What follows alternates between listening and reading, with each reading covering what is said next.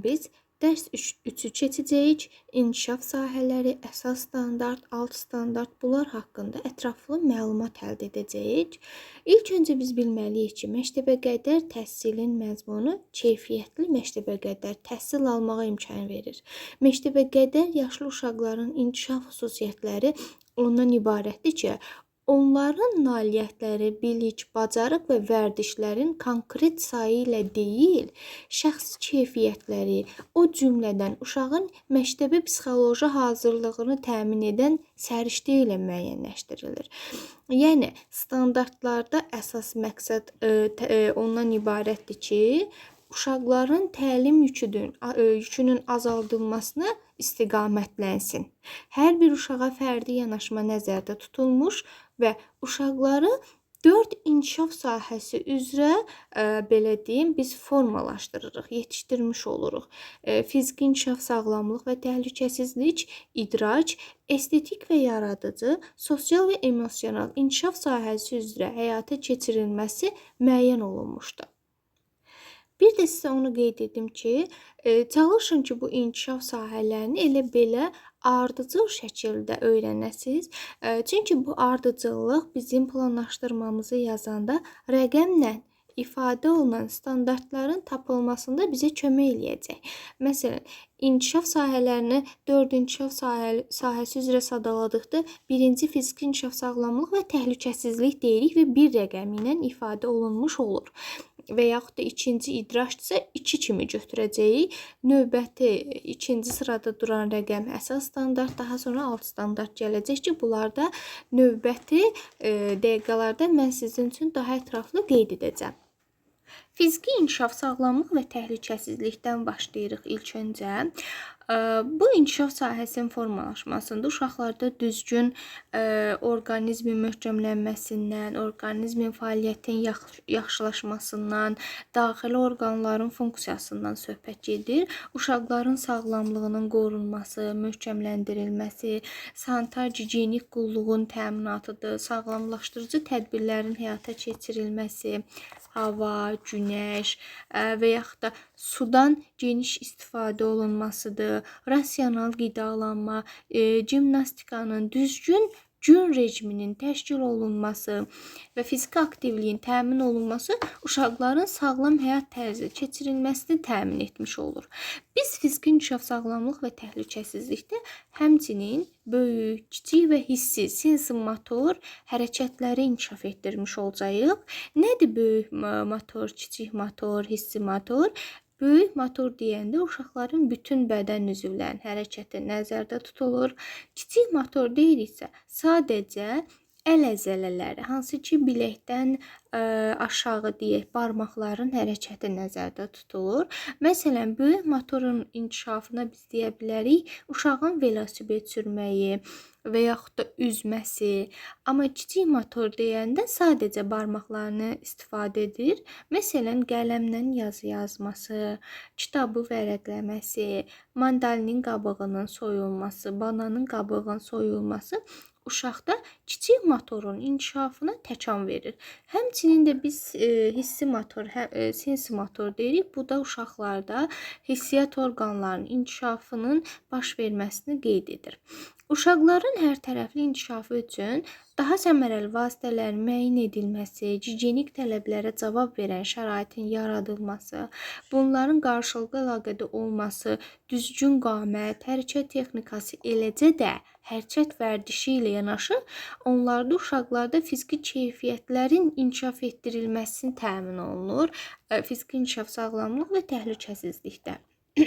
Daha sonra təhlükəsizlik hissəsini biz qeyd edirik ki, təhlükə və çətinliklərə hazırlıq, yol hərəkət qaydaları, ekstremal vəziyyətlərdə və təhlükəli situasiyalarda necə hərəkət etmək haqqında ilkin təsəvvürlər formalaşmış olur.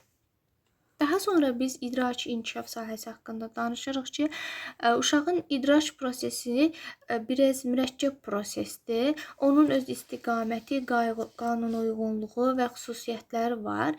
İdraki inkişafın məqsədi idraki maraqların, uşağın tələbat və bacarıqlarının, onun emosional hiss təcrübə əsasında müstəqil axtarıcı fəaliyyətin formalaşmasından söhbət gedir. Bununla yanaşı uşaqda nitq inkişafıdır, idraki qabiliyyətlərdir. Məsələn, müqayisə etmək, fərqləndirmə, ümumiləşdirmə kimi bacarıqlar idraki inkişafda formalaşmış olur.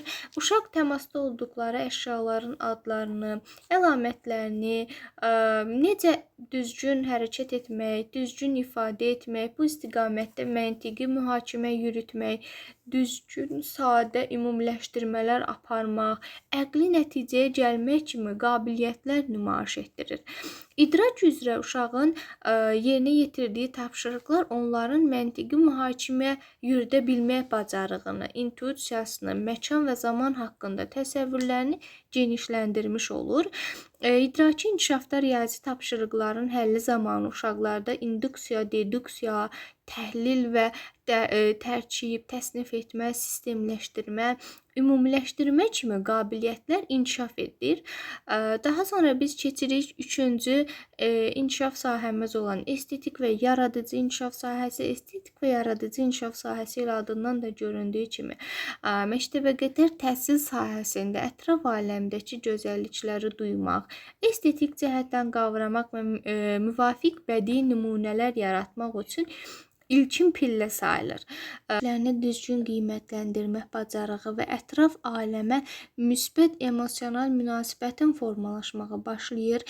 Yaradıcı əməli fəaliyyət prosesində uşaqlarda yaradıcı təxəyyül, təfəkkür, ünsiyyət bacarıqları, digər insanların mövqeyini qəbul etmək bacarığı yaranır və inkişaf etmiş olur. 4-cü inkişaf sahəmiz sosial-emosional inkişaf sahəsidir. Sosial-emosional inkişaf sahəsi uşaqlarda emosional əhval-ruhiyyə, emosiyaların yaranması həssaslığı ilə səciyyələnir. Bütün bunlar uşaqlarla psixoloji işin əsas istiqamətlərini, uşağın həyatının emosionallığı və onun tənzimləməsinə kömək etmiş olur. Məktəbəqədər yaşlı uşaqlarda sosial və emosional keyfiyyətlər bir-biri ilə vəhdət inkişaf etmiş olur. Uşaq özünü, emosional əhvalını məhz yaşadığı sosial mühitin normaları əsasında tənzimləmiş olur. Sosial-emosional inkişaf vasitəsilə uşaqlarda insanlara qarşı müsbət münasibət, xeyirxahlıq, qayğıkeşlik, qarşılıqlı yardım, başqasının dərdinə şərik olmaq, münaqişələrin həlli kimi bir sıra mənəvi keyfiyyətlər də formalaşmış olur. Daha sonra biz danışacağıq bu 4 inkişaf sahəsinin əsas standartı, məzmun standartı, yəni ümumilikdə standart haqqında. Standartlar nədir? Standart məktəbəqədər təhsil proqramının, yəni kurikulumun məzmunu standart şəklində ifadə olunmuşdur. Məzmun standartları uşaqların bilik və bacarıq səviyyəsinə qoyulmuş dövlət tələbi olmaqla gözlənilən ümumi təlim nəticələrini reallaşdırır. Standartlar bütün yaş qrupları üçün eyni, alt standartları isə hər yaş qrupuna müvafiq olaraq dəyişir. Alt standartlar əsas standartlarda ifadə olunmuş fikrin müəyyən bir hissəsidir. Hər yaş qrupuna uyğun olaraq alt standart inkişaf dinamikası üzrə tədricən mürəkkəbləşir. Biz bunu didaktik prinsip olaraq da varislik didaktik prinsipindən əlaqələndirəcəyik ki, sadədən mürəkkəbə doğru formalaşır. Hər bir standart bilik və fəaliyyətdən ibarətdir və məktəbəqədər təhsil proqramı inteqrativ xarakter daşıyır, yəni hər biri bir-biri ilə əlaqəlidir.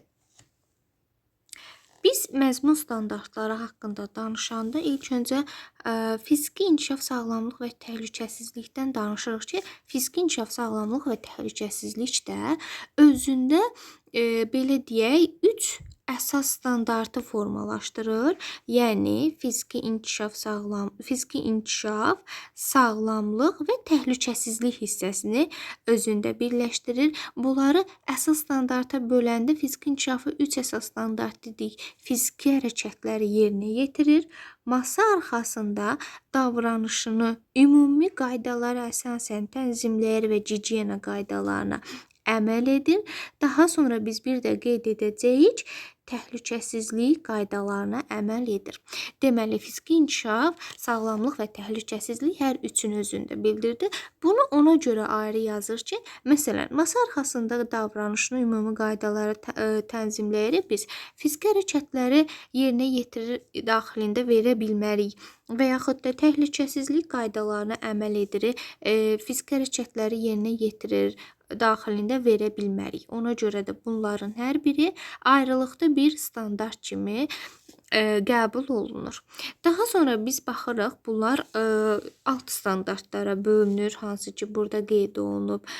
1-2 yaş, 2-3 yaş, körpələr qrupu, daha sonra orta qrup, böyük qrup və məktəbə hazırlıq qrupu. Deməli, məktəbə hazırlıq qrupu müəlliməsi isə 1.1, yəni fiziki hərəkətləri yerinə yetirir standartını öz məşğələnizdə reallaşdıracaqsınızsa, bunu, daha sonra bunu qeyd etmiş olacaqsınız. Daha sonra biz burada baxsaq görərik ki, fiziki hərəkətləri yerinə yetirir, elə fiziki hərəkətlər, fiziki inkişaf hərəkətlərin yerinə yetirilməsi ilə bağlıdır. Yəni söhbət burada fiziki uşaqlarda fiziki hərəkətlərin düzgün inkişaf etməsindən gedir və biz bunu qeyd etsək, idman məktəblərdə bu idman məşğələsi, idman dərsi, fiziki tərbiyə məşğələsi adı altında da keçirilir. Daha sonra biz keçirik qeyd etdiyimiz kimi 1.2 masa arxasında davranışını ümumi qaydalara əsasən tənzimləyir və gigiyena qaydalarına əməl edir əsas standartına. Deməli, unutmayın, burada qeyd olunan 1.2 bizim əsas standartımızdır. Amma burada qeyd olunanlar isə bizim olacaqdır nə?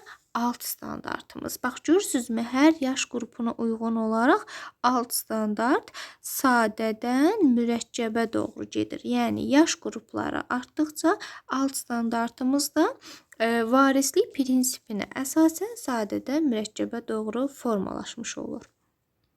Biz 1.2 əsas standartında görəcəyik ki, məsələn, gigiyenadan söhbət gedir, masa arxasından söhbət gedir, bir də mədəniyyətdən deyək ki, böyüklərin nəzarəti altında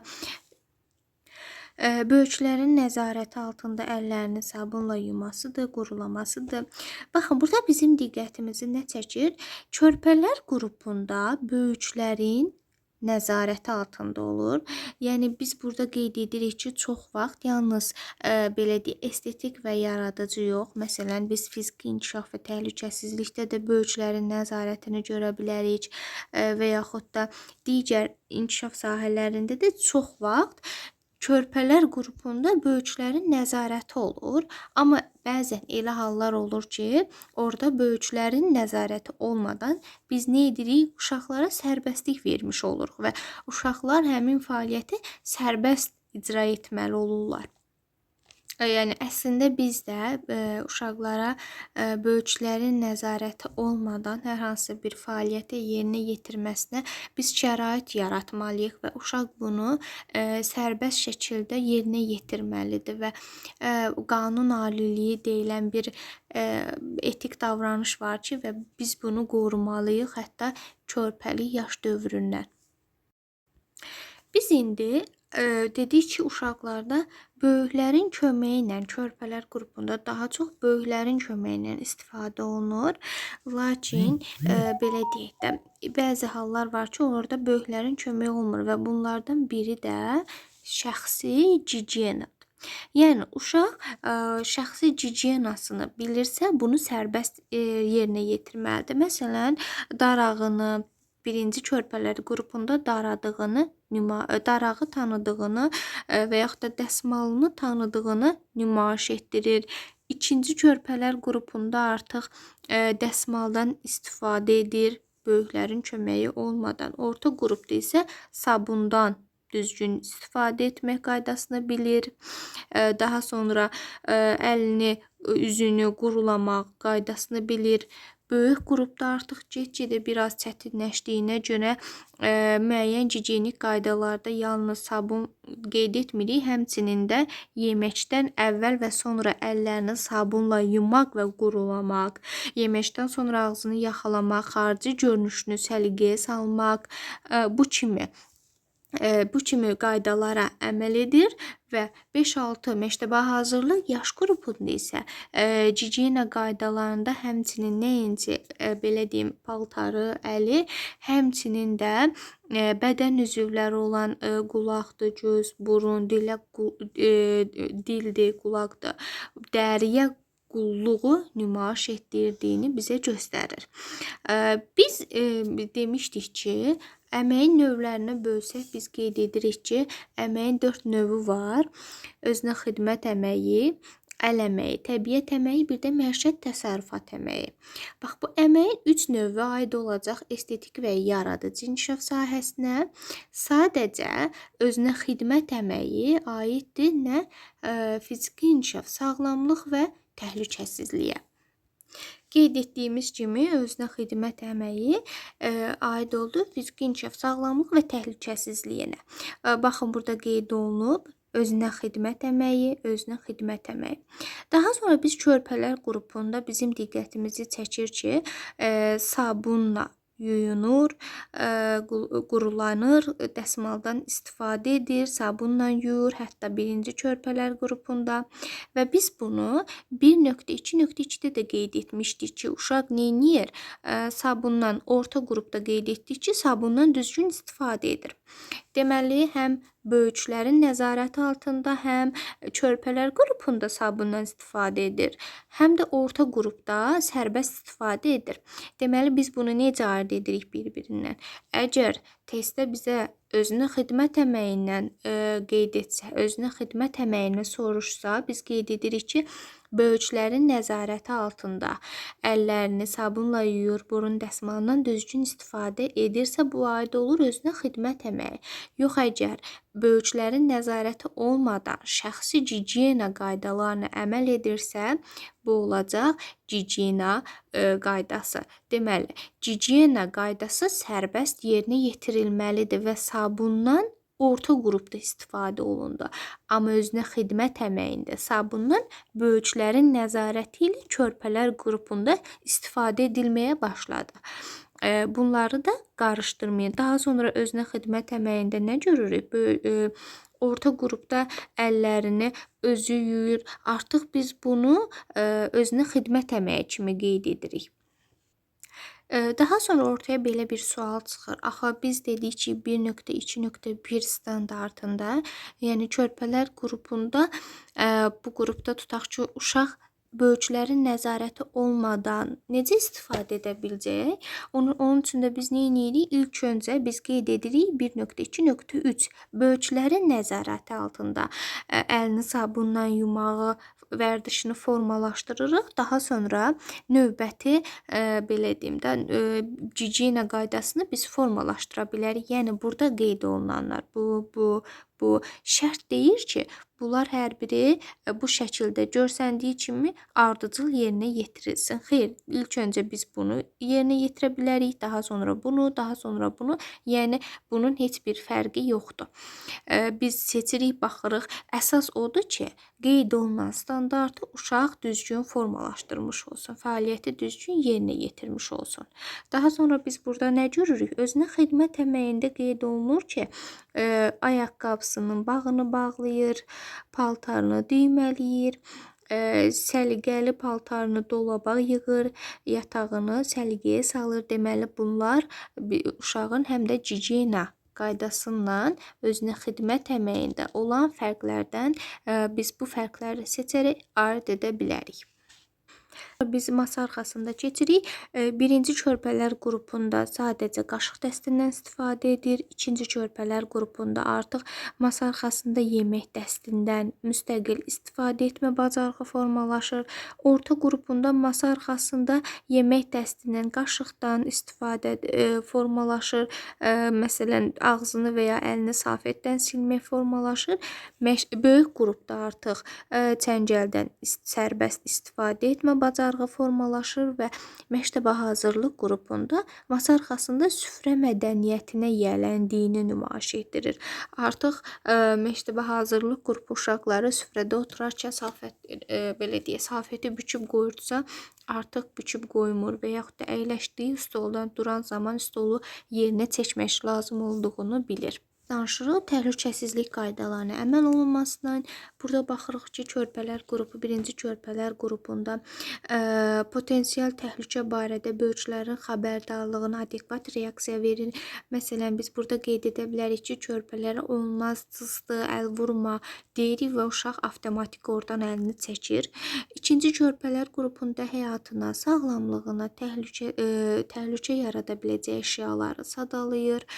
Orta qrupda artıq həyatına və sağlamlığına təhlükə yarada biləcək əşyaları əlamətinə görə fərqləndirir. Baxın, müəllimlər, burada fərqləndirir sözünü görüb və yaxud da testlərdə fərqləndirir sözünü görüb idrak götürməyin. Çünki burada təhlükəsizlikdən söhbət gedir. Ona görə də biz bunu fiziki inkişaf, sağlamlıq və təhlükəsizlik əsas standartında uyğunlaşdıracağıq. Böyük qrupda həyatına, sağlamlığına təhlükə yarada biləcək əşyalarla təhlükəsiz davranış bacarıqların nümayiş olunmasıdır və məktəbə hazırlıq qrupunda artıq təhlükə yarada biləcək hadisələrin qaydalarını izah edir. Məsələn, tutaq ki, uşaqlar bilir ki, ilan sancan zaman nə etmək lazımdır və yaxud da ağrı vuran zaman nə etmək lazımdır. Artıq o qaydaları uşaq sərbəst şəkildə məktəbə hazırlıq qrupunda izah etmiş olur. Elementar təhlükəsizlik qaydalarına əməl etdiyini görürük. Birinci körpələr qrupunda, yəni sobaya əl vurmur, qaynar əşyaları bilir. Məsələn, tüstü buxar çıxanda artıq onun da bilir ki, bu istidir, yəni uşaqda sensor inkişaf etdiyinə görə təhlükəli situasiyada ehtiyatlılıq nümayiş etdirir. Hansı ki, 2-3 yaşında uşaq artıq bilir, məsələn, divandan yıxıla bilər, ehtiyatdan düşür. Orta qrupdan başlayaraq uşaqlarda belə kəsici, deşici, yandırıcı əşyalar, elektrik cihazları və heyvanlar, tanış olmayan adamlarla ehtiyatlı davranma orta qrupda başlayır. Daha sonra orta qrupda yol hərəkət qaydaları başlayır. Böyük qrupda uşaqlarda adekvat cavab vermə, təbiət hadisələri olsun, elektrik cihazları ilə ehtiyatlı davranmaq formalaşır və məktəbə hazırlıq yaş qrupunda zəng, polis çağırmaq, yanğın söndürən bu kimi tədbirləri görməyi bacarır. Bu öyrəndiklərimizin hər biri aid olduğu birinci inkişaf sahəmiz olan fiziki inkişaf, sağlamlıq və təhlükəsizlik qeyd etdik ki, 3 əsas standartı var. Fiziki hərəkətləri yerinə yetirir, masa arxasında davranışın ümumi qaydaları əsasən tənzimləyir və gigiyena qaydalarına əməl edir və təhlükəsizlik qaydalarına əməl edir. Daha sonra biz öyrənəcəyik ikinci inkişaf sahəmiz olan idraki inkişaf sahəsi. İdraki inkişaf sahəsində həmçinin 3 əsas standartı var. Əşya və hadisələr haqqında ilkin təsəvvürə malik olduğunu nümayiş etdirir. Daha sonra biz qeyd edəcəyik, nitqi dinləyib anlayır, rabitəli danışır və biz daha sonra idraki inkişafda 3-cü əsas standart olaraq sadə riyazi əməliyyatları yerinə yetiririk, öyrənəcəyik. İlk öncə biz idraki inkişafın birinci əsas standartı olan əşya və hadisələr haqqında təsəvvürə malik olduğu nümayiş etdirin alt standartlarına bir göz gəzdirək. Deməli, burada qeyd olunan standartların hər biri, biz bu standartları ətraf aləmlə tanışlıq və nitq inkişafı məşğələsində keçirik bunları. Sadəcə məktəbə hazırlıq qrupunda sadəcə ətraf aləmlə tanışlıq gedir. Çünki nitq inkişafı artıq məktəbə hazırlıq qrupunda savad təlimi məşğələsinin yanında yer almış olur. Daha sonra biz gəlib keçirik ikinci əsas standart olan nitqi dinləyib anlayır, rabitəli danışır və nitq etiketindən istifadə edir. 2.2 əsas standartımızda burada qeyd olunanlar, yəni orta qrupda biz bədii təfəkkür veririk. Uşaqlarda təfəkkür körpəlik yaş dövründə formalaşmadığına görə biz bu hissəni sadəcə inteqrasiya məqsədli veririk. Çünki körpələr qrupunda təfəkkür yox, qavrayış formalaşmış olur və bədii təfəkkür orta qrupdan uşaqlarda formalaşdırdığına görə biz bu belə qeyd etdiyim, yəni bu standartları orada qeyd edirik.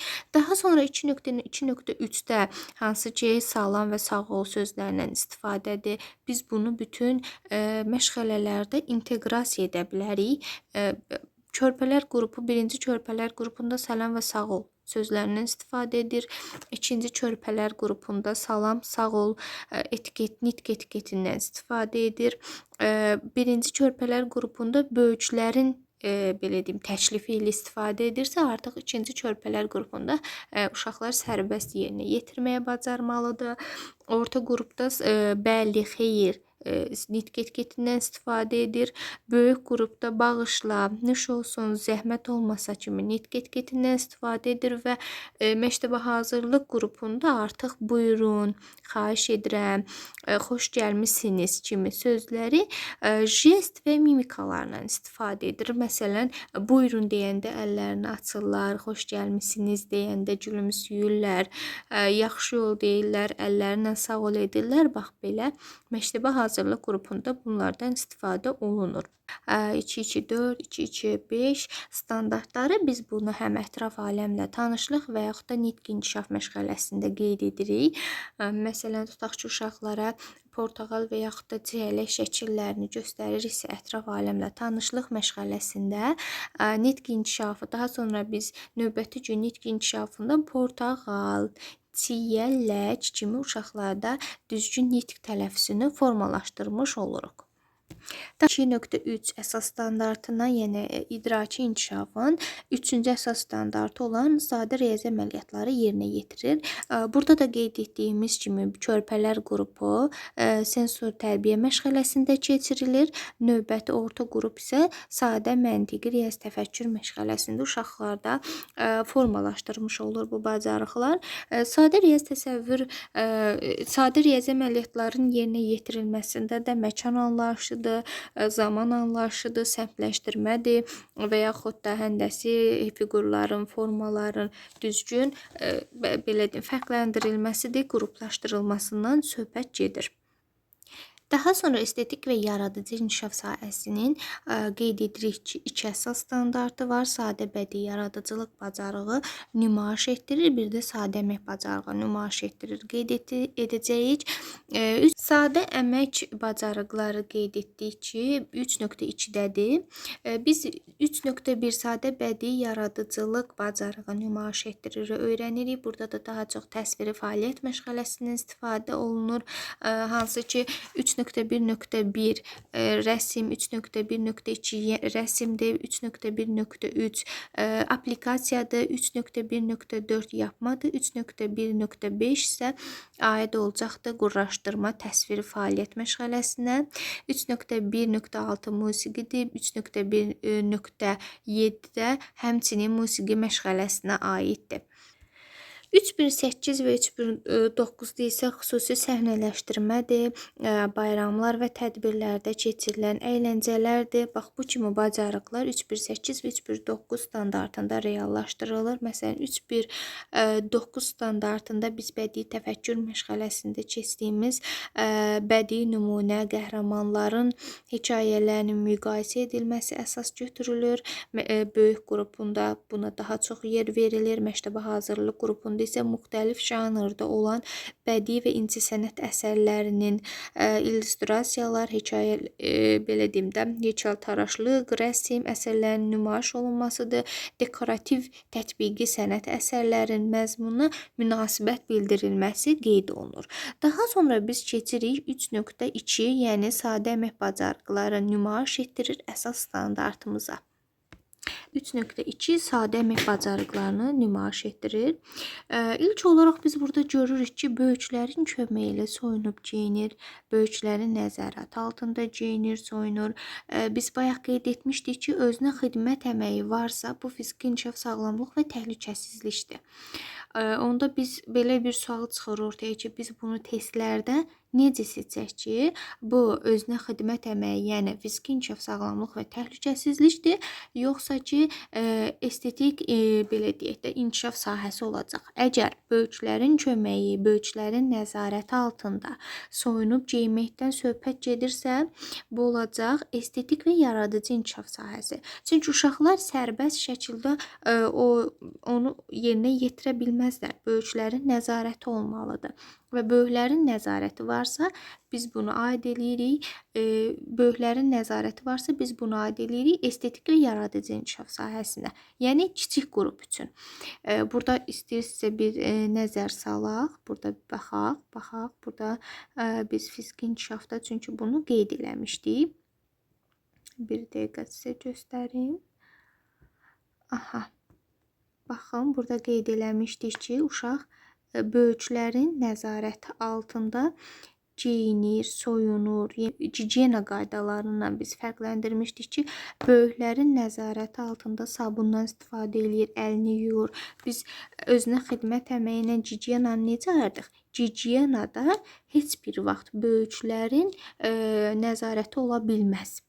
Böyüklərin nəzarəti varsa, biz gigiyena hissəsində, həmçinin də paltarların düyməsini bağlamasında demişdik ki, bu aid olacaqdır fiziki inkişaf, sağlamlıq və təhlükəsizliyin özünə xidmət əməyinə.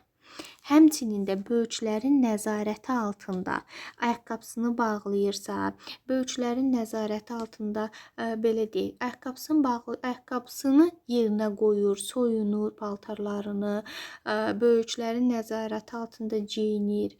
Bunlar aid olacaqdır. Deməli, bu hissəni biz aid eləyirik estetik və yaradıcı inkişaf sahəsinə.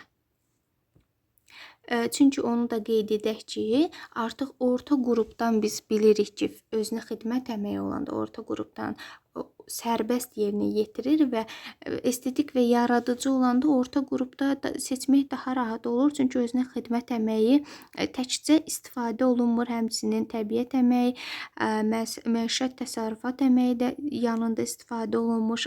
Böyük qrupda fərdi qaydada əməyin növün üzrə bacarıqlar nümayiş etdirirsə, məktəbə hazırlıq qrupunda həm fərdi, həm də kollektiv əməyin növünü, bacarıqlarını nümayiş etdirdiyini biz bilmiş oluruq. Yəni uşaqlarda formalaşdırırıq. Bir də onu qeyd edək ki, burada fərdi və kollektiv əməyin növlərindən söhbət gedir. Özünə xidmət əməyi və əl əməyi fərdiyə aid olacaq. Kollektiv əməyi isə təsərrüfat məişət əməyinin təbiət əməyi aid olacaq. Çünki təsərrüfat məişət əməyi ictimai əməkdir və hər kəs ora cəlb olunur. Sonra biz burada görürük ki, böyüklərin köməyi ilə oyuncaqları yerinə yığır. Məişət təsərrüfat əməyidir. Birinci körpələr qrupundadır. İkinci körpələr qrupunda isə böyüklərin nəzarəti altında tapşırıqları yerinə yetirir. Hansı ki, güllərin sulanması, cüşələrin səliqəyə salınması. Deməli, güllərin sulanması isə təbiət əməyinin formalaşmasıdır. Məişət təsərrüfat əməyi birinci körpələr qrupunda formalaşır. Təbiət əməyi isə ikinci körpələr qrupunda formalaşmağa başlayır. Daha sonra kollektivdə əmək orta qrupda biz artıq formalaşdırmış oluruq. Məişət təsərrüfat əməyi, daha sonra həyətyanı sahələrdə işləmək, təbiət əməyi, bunlar da orta qrupda formalaşır. Böyük qrupda kollektiv əməkdə tapşırıqları təbiətdə qrup qaydalarına əsasən yerinə yetirir. Məktəbə hazırlıq qrupunda isə əmək prosesində istifadə edilən alətləri adlandırır. Parça və iynə sap, belə deyim də, bunları sadə bacarıqla nümayiş etdirir. İynə sap sözünü biz görürük. Deməli, məktəbə hazırlıq qrupunda isə əl əməyi formalaşır.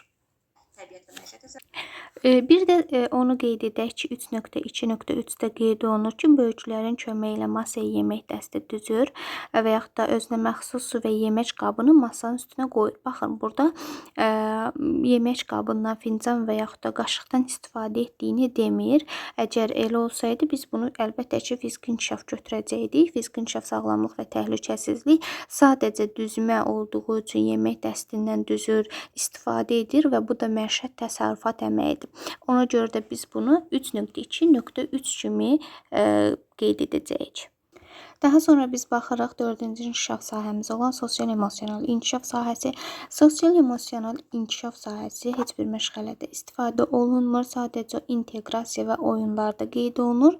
Bir də əsas standartlardan biz qeyd edəcəyik sadə əmək bacarıqlarının nümayiş etdirilməsi heç bir məşğələdə qeyd olunmur. Sadəcə inteqrasiyada istifadə olunur. Ünsiyyət bacarıqlarını nümayiş etdirir. Birinci əsas standartıdır. İkinci əsas standartı sosial həyatla bağlı bilik, bacarıq və vərdişləri özünə məxsus tərzdə nümayiş etdirir. Üçüncü əsas standartı hörmət və dözüm, tolerantlıq nümayiş etdirir. Deməli, biz burada nə gördük? Biz onu qeyd etdik ki, sadəcə estetik və yaradıcı inkişaf sahəsinin 2 əsas standartı var. Digərlərində 3 əsas standart qeyd olunur. Sosial-emosional inkişaf sahəsinin birinci əsas standartında biz baxırıq ünsiyyətə girmək, ilkin ünsiyyət bacarıqlarının formalaşması əsas götürülür. Yəni, söhbət burada ünsiyyətdən gedir. Daha sonra böyüklərin mimika və jestlərinə, intonasiyasına reaksiya verir. Böyüklərlə ünsiyyət qurmaq istəyini nümayiş etdirir. Ünsiyyət bacarıqlarında yer alır. Bu qeyd etdiklərimiz hər biri 6 standartdır. Daha sonra qeyd edirik biz 4.2 əsas standartının 6 standartlarına baxırıq ki, bunlar da hər biri oyunlarda yer alır. Məsələn, biz burada qeyd edirik ki, oyuncaq mimika, baxın, emosional mimika səs tonuna reaksiya verir oyuncaqlarla oynayarkən və yaxud da öz hisslərini baxışları, mimika, jest və hərəkətlərlə ifadə edirsə, bunlar birinci qrup körpələr qrupunda yer alır. Yaşlılarının davranışını təqlid edir. Biz qeyd eləyəcəyik, hansı ki, məsələn, ola bilər qrupumuzda bir sim uşaq olar və digər uşaq da ona baxar, onu təqlid edər. Arzu və hiss istəklərini ifadə edir, öz hərəkətlərini dəyərləndirir, digərlərinin arzu və istəklərini dəyərləndirir. Daha sonra qrupun üzvü kimi fəaliyyət göstərir. Artıq biz qeyd edirik ki, orta qrupda cinsi tərbiyə yer alır və biz bunu orta qrupdan başlayırıq. Qrup daxili fəaliyyətdə özünü və digərlərinin hərəkətini müqayisə edir və məktəbə hazırlıq qrupunda fəaliyyətini qrupun qaydalarına uyğun tənzimləyir. Daha sonra orta qrupda problemin həllində iştirak edir. Məsələn, hər hansı bir oyuncaq itibsə, hər kəs bir yerdə oyuncağı axtarır. Problemin həllində müxtəlif üsullardan istifadə edir, artıq şəxsi fikridir və müxtəlif situasiyalarda məsələnin həllini axtararkən özünə inam və müstəqillik nümayiş etdirir. 4.2 əsas standartına aiddir. Sonra biz qeyd edirik 4.3 hörmət və dözüm, tolerantlıq nümayiş etdirir. Biz tolerant ölkəyik və bizim yaşadığımız bölgədə fərqli millətlər var, ləzgi var və yaxud da başqa bir millətlər var və biz bunu qəbul edirik. Bu da dünyəvilik didaktik prinsipinin qorunmasıdır. Məsələn, biz burada baxırıq ki, birinci körpələr qrupunda 4.3 standartı qeyd olunmur. Sadəcə sosial və emosionalda, yəni Yəni 4.3-də biz körpələr qrupunu qeyd etmirik. Məsələn, burada var ki, ətrafdaşlara mehriban davranır, verilmiş qaydada dözümlülük nümayiş etdirir, müxtəlif situasiyada dözümlülük nümayiş etdirir, hansı ki, yaş artdıqca varislik prinsipi yenə də qorunur və sadədə mürəkkəbə doğru çətinləşmiş olur. Məsələn, biz deyirik ki, müxtəlif situasiyada dözümlülük nümayiş etdirir. Bunu necə görə bilərik? Məsələn, tutaq ki, hər hansı bir başqa bir millətdən olan bir insanın himni səslənir, onun adət-ənənəsindən danışır və uşaq da bunu dinləyir, qulaq asır. Burada artıq 4.3 standartı reallaşmış olur ki, müxtəlif situasiyada dözümlülük nümayiş etdirir. Məzmun standartları. Məzmun standartları nədir? Məzmun standartı nədir? Məzmun standartları deyiriksə, əsas standart və alt standart olmaqla iki əsas kateqoriyanı götürürük. Məzmun standartları, yəni hər ikisi də məzmun standartları cəm şəklində daha hər ikisi də buna aiddir. İnkişaf sahələri deyirik. İnkişaf sahəsi nədir? Əsas istiqamətdir, geniş və dəyişmə istiqamətdir, levmotivdir, bizim ana xəttimizdir. Yəni biz 1 yaşında da uşaqları 4 inkişaf sahəsi üzrə formalaşdırırıq, 6 yaşında da, yəni 5-6 yaş qrupunda da 4 inkişaf sahəsi üzrə formalaşdırırıq. Əsas standart nədir? Əsas standart inkişaf sahəsi daxilində müəyyən istiqamət göstərir və dəyişməzdir. Alt standart isə hər yaş qrupun xüsusiyyətinə uyğun olaraq konkret fəaliyyəti müəyyən edir və daima dəyişir, daima inkişaf edir. Yəni, hər il bizim alt standartımız get-gedə mürəkkəbləşmiş olur. Bax, biz bunu da bu günlərimizdə qeyd etdik.